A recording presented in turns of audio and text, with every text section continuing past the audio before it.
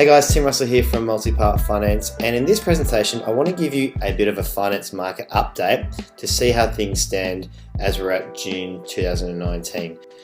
Now, just to recap before we talk about where things are at, we've obviously have now come through a full market cycle with a bit of a property boom, particularly in Sydney and Melbourne. This graph here provides what all major markets have been doing for the past 10 years. But basically, if we look at the dotted grey line, Sydney probably links to most media articles about the property boom that we've had. And at around 2016 is where the market has peaked, and it's since come off significantly since then. Now, from a finance perspective, the reason for this change has been, in my opinion, due to heavy credit changes, and it has affected the property market since. Now, in this graph, if you take a look between April 2015 and 2017, this is the key indicator for the finance guys about what happened with the market. So basically, the black line is investment housing and the blue line is owner-occupied. Now, if we take it back, another 30 years, you would see that owner-occupied purchases tend to be the majority of the market. It has historically been 2/3 owner-occupied, 1/3 investment.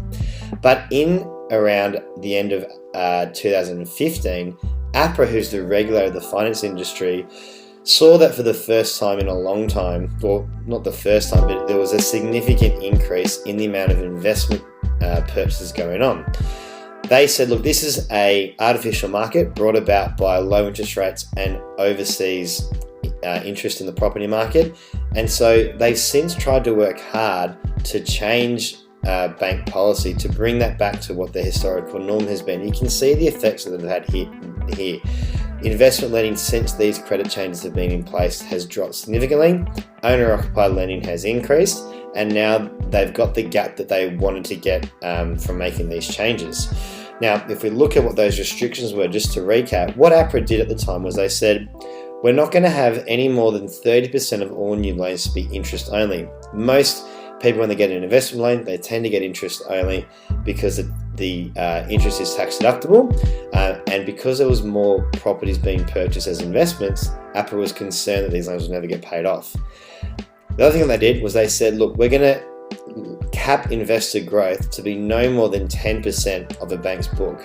So banks had to look at their data every month and make restrictions either to increase interest rates or to lower LVR policy to stay within that cap.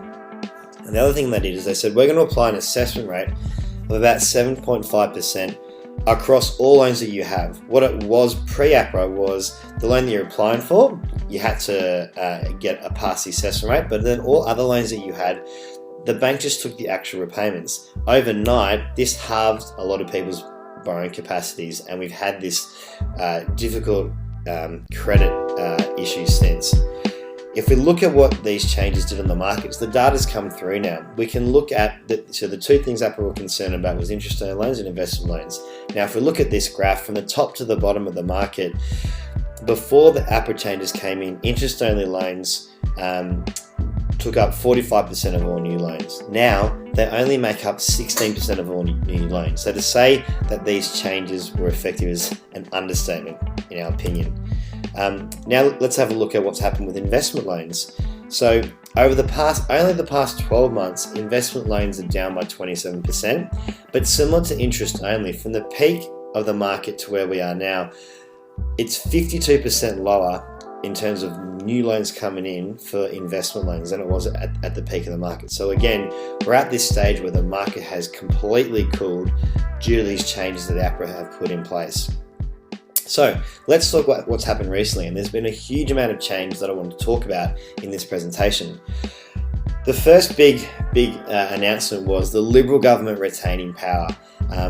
Throughout the campaign, Labor was heavily favoured to win the election, but for whatever reason, the Liberal government's got up, and it meant that the Labor proposed changes to negative gearing and capital gains tax are not going to go through.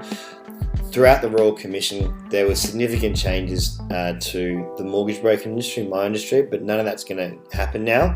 And because of that, it's now brought about stability, with many experts now predicting, and the data's coming through, that where we're at now in the property market is probably the lowest point now. So we're now at the true bottom of the market with things to pick up over the next few months. Now, in terms of APRA, they've removed their caps on interest-only and investment loans. So we don't have those same restrictions anymore. Now, what we're seeing, therefore, is, in my opinion, we're going to start to see the gap between interest-only and principal and interest reduce, and also the difference between owner-occupied and investment loans reduce. We're not going to go back to what we had pre-APRA, which was the same rate regardless of what structure you're at, but I think the gap's going to lessen. The graph on the left shows that, I guess at the start of the year, the gap has never been so big, but mark my words, you'll start to see this decrease over the next few months. Already you can see, I just pulled some of the cheapest rates I'm seeing out there. So for investment interest only now, Resimac are doing 4.09, Macquarie doing 4.24. That's the lowest that I've seen probably for 12 months. So, a much more favourable condition for investors moving forwards. We've also recently had an interest rate reduction on the cash rate. So we're now at the lowest rate the RBA has ever seen since they've been pulling their data. This takes you back to the 60s, and it's always good to recap. I look back and talk to my parents about how interest rates were in the 1980s and 90s being, 17%, but we're now at the lowest point in time the market's ever seen. Now, in terms of APRA again, they're now discussing the way that they're going to be changing someone's assessment rate. So before, it has been that all loans that you've got need to be assessed at 7.25% minimum, and many banks are going higher than that. What they're looking to do now is to have a new system where whatever rate you're applying for, the bank will just apply a 2.5% buffer. Now, the data that we've seen on doing those numbers, it's probably going to increase people's borrowing capacities by about 30%. If we just take a look at this table here, this sort of shows you different ranges about what people can borrow pre and post APRA, and it's about roughly a $50,000 to $100,000 difference, depending on whether you're a couple with kids or a single person. So whilst it's not significant, I think it's going to be enough to ignite the markets again, particularly across Sydney and Melbourne. So we'll have to see how we go. But anyway, that's all I wanted to talk about. Thank you for your time. If you have any questions, feel free to leave a comment below, or if you want to get in contact with me direct, my contact details here on the slide. So thanks again for your time, and have a good day.